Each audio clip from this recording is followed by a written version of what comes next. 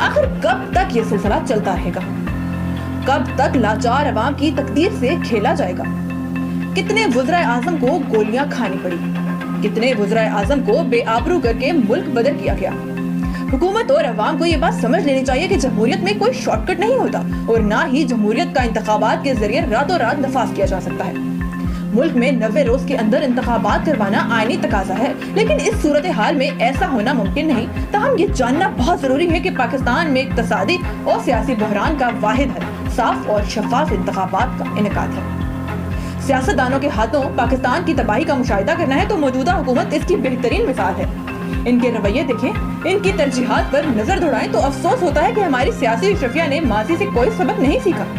ان کے لیے نہ تو ملک اہم ہے اور نہ ہی عوام۔